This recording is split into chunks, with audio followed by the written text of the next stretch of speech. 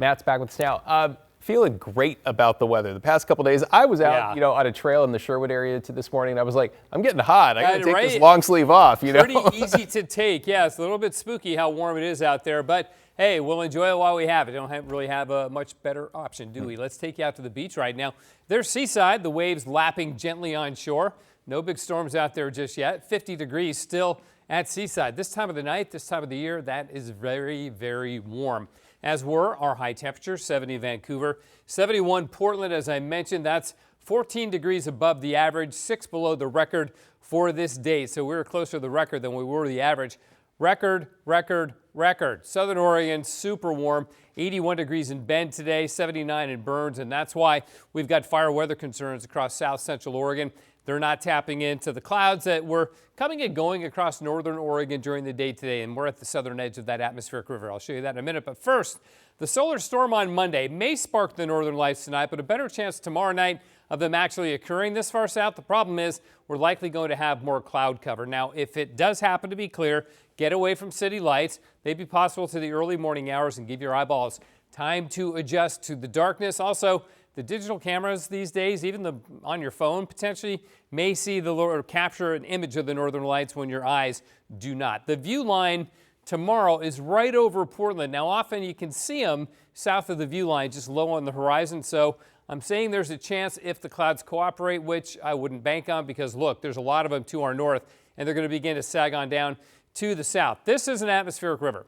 It is weakening, but it's still over western Washington. There are flood watches up there. And yes, this tap of tropical moisture comes up from near Hawaii.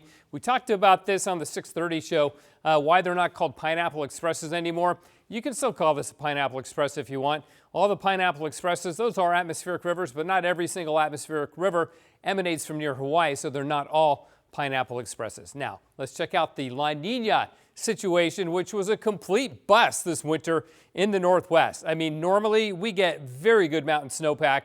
We didn't get it this year. We didn't get any valley snow to speak of, but things are warming up in the eastern Pacific Ocean. Now, is that a good thing? Well, it depends on your perspective, but La Nina is going to an end, and all signs are it's going to go to a El Nino, and potentially a strong El Nino. This is a typical El Nino pattern. Strong subtropical jet stream means the southern tier of the U.S. gets really wet. We tend to be warm and dry, but given the performance of the La Nina that we just had that didn't perform to standards or to what we would expect, we'll see what happens. Sometimes with really strong El Ninos, the whole West Coast can be washed with storms, so we'll wait and see. This is an indication, all of this is above average heat content in the ocean at depth, and that's going to surface in our El Nino, likely begin this summer. In the meantime, we got some rain surfacing on Friday. Not a lot, but a little bit. It'll cool us off for the weekend, but we'll also be dry for the weekend. So those in town for March Madness still going to get some good weather, even though we get some rain on Friday. It's really not that much. That hot weather in the southwest will finally give way as we get this cooler pattern developing here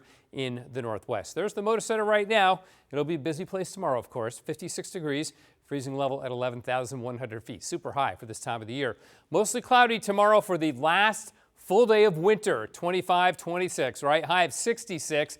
Then we drop to 62 as spring begins on Friday morning at 7:46. And the weekend, while cooler, is still dry, really quite pleasant, David. I got to tell you, rain or shine, I am so ready for spring. Oh, yeah. Let's get it going. Thanks, Matt.